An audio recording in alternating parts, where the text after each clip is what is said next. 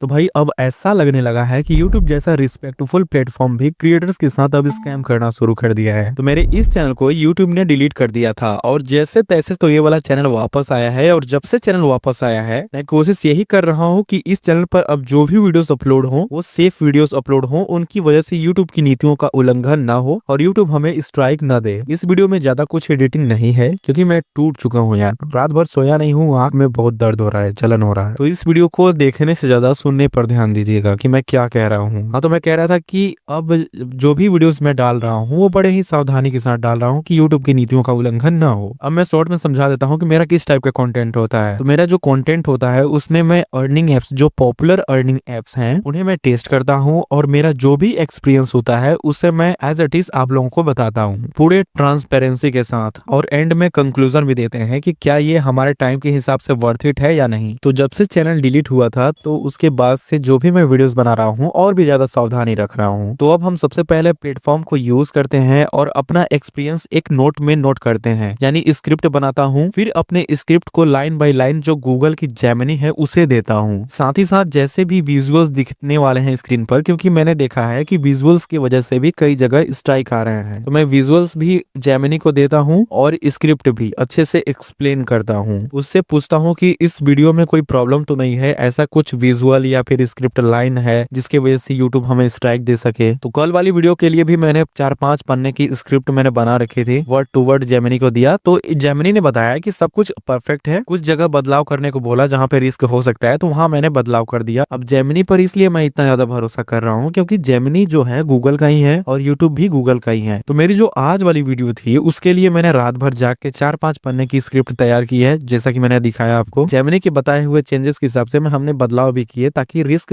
Zero हो जाए, YouTube का जो एआई सिस्टम है वो ट्रिगर ना हो और हमारे चैनल पे, हमारे वीडियोस पे स्ट्राइक ना पड़े। फिर स्क्रिप्ट फाइनल करने के बाद वॉइस ओवर किया, एडिटिंग किया, रात भर जागा भाई, सोया नहीं हूँ आज पूरी रात। और अभी शाम हो गया है, अभी वॉइस ओवर कर रहा हूँ, आंख बहुत ज्यादा दर्द कर रहा है, फिर भी मैं करूंगा भाई। तो सुबह मैं 7 बजे यूट्यूब पर वीडियो अपलोड करता हूँ और 7:07 पर यूट्यूब ने मेरी मेहनत पर ये बोल के कि आपकी वीडियो हमारे नीतियों का उल्लंघन कर रही है। लेकिन YouTube कभी नहीं बताता है कि कहाँ पे, किस पॉइंट पे, किस लाइन पे YouTube की नीतियां उल्लंघन हो रही हैं। तो ऐसे में आपको लग सकता है कि ऐसी वीडियोस बनाते ही क्यों हो भाई। मैं आपको बता दूं कि ऐसी ही सेम वीडियोस पर मुझे ऑलरेडी स्ट्राइक मिल चुकी थी और तो और मेरा ये जो चैनल है वो भी डिलीट हो चुका था, अपील वगैरह सब कुछ रिजेक्ट हो गए थे। और इतना सब कुछ होने के बाद जरा सा भी चांस नहीं बचा था कि चैनल वापस आए। फिर मैंने ट्विटर, जो अभी एक्स है, उस पर मैंने ट्वीट वगैरह किया और वहां से जैसे तैसे मेरी वीडियोस वापस आई। तो मेरा यूट्यूब से यही सवाल है कि अगर सच में उन वीडियोस में प्रॉब्लम थी तो बाद में यूट्यूब ने उसे वापस क्यों किया, और अगर प्रॉब्लम नहीं थी तो स्ट्राइक क्यों मिली, यहाँ तक कि अपील रिजेक्ट क्यों हुई। क्योंकि ऐसा कैसे पॉसिबल है जिन वीडियोस को यूट्यूब खुद हार्मफुल मान रहा है बाद में जाकर वही सेफ हो गए। तो इसका मतलब यह है कि यूट्यूब का सिस्टम जो है उसमें कोई बड़ी दिक्कत है, जो वीडियोस का एक्चुअल कॉन्टेक्स्ट नहीं समझ पा रहा है। तो यूट्यूब इसको सुधारने के बजाय इसे इग्नोर कर रहा है। और ये प्रॉब्लम सिर्फ मेरे साथ ही नहीं है, कई सारे क्रिएटर्स को हुई है। तो अब मैं बताता हूँ कि यूट्यूब आ गया है देखो लालच में। आपको ये काफी नॉनसेंस वाली बात लग सकती है, सो लेट मी एक्सप्लेन। क्योंकि मैं बहुत पहले से यूट्यूब को देखता आ रहा हूँ, ठीक है। तो जैसे अभी के टाइम पे यूट्यूब चैनल को मोनेटाइज करने के लिए 1000 सब्सक्राइबर और 4000 घंटे का वॉच टाइम चाहिए होता। मैं यहाँ पे लॉन्ग फॉर्म कंटेंट का बात कर रहा हूँ, लॉन्ग वीडियोस का। लेकिन पहले ऐसा नहीं था, यूट्यूब चैनल पहले ही दिन से मोनेटाइज हो जा रहा था, कोई क्राइटेरिया नहीं था, कोई सख्त रूल भी नहीं था। वहाँ जितने व्यूज आएंगे उस हिसाब से पैसे मिलते थे। फिर यूट्यूब ने कुछ बदलाव लाए, मोनेटाइजेशन क्राइटेरिया लाया, नए नए पॉलिसीज को लाया और पुरानी पॉलिसीज पर स्ट्रिक्ट हो गया। और इस चीज के लिए मैं यूट्यूब की दिल से रिस्पेक्ट करता हूँ। और उस टाइम पे ऐसा सिस्टम था, जो मोनेटाइज चैनल थे केवल उनके ही वीडियोस पर एड्स चलते थे और एड्स का जो भी रेवेन्यू था वो यूट्यूब एंड क्रिएटर्स के बीच स्प्लिट हो जाता था, जहां 45% यूट्यूब रखता था और 55% क्रिएटर को देता था जिसके वीडियोस पर एड्स चलते थे। यहाँ पर सब कुछ सही चल रहा था, ये यूट्यूब का गोल्डन टाइम था कह सकते हो एक तरह से। फिर यूट्यूब को आने लगा धीरे धीरे लालच। तो यूट्यूब ने नियम में बदलाव किए, जहां अब चाहे चैनल मोनेटाइज हो या फिर डीमोनेटाइज हो, पर एड्स सबके वीडियोस पर चलेंगे। एंड यहाँ पे जो भी चैनल मोनेटाइज नहीं है उनकी अर्निंग का 100% मालिक यूट्यूब खुद था, मतलब 100% रेवेन्यू यूट्यूब खुद रखता था। और एक चीज और है कि कोई भी चैनल अगर मोनेटाइज हो जाता है तो उसको ज्यादा फीचर्स देने पड़ते हैं यूट्यूब को। पहला तो रेवेन्यू शेयरिंग देना पड़ता है, दूसरा एक पर्सनल असिस्टेंट होता है जो 24/7 आपकी जो भी क्वेरीज होंगी उनका रिप्लाई देता है। खैर मेरे केस में जो मेरे वीडियोस पर स्ट्राइक आई थी तो उसके बारे में मैंने पूछा था, तो उसके पास कोई कंट्रोल इसका नहीं था, वो साला किसी काम का नहीं है, लेकिन यूट्यूब के लिए वो खर्च है। दूसरा चीज, चैनल मोनेटाइज होने के बाद कॉपीराइट मैच टू क्रिएटर्स को मिल जाता है। मतलब अगर आपके वीडियोस को किसी ने कॉपी करके अपलोड किया है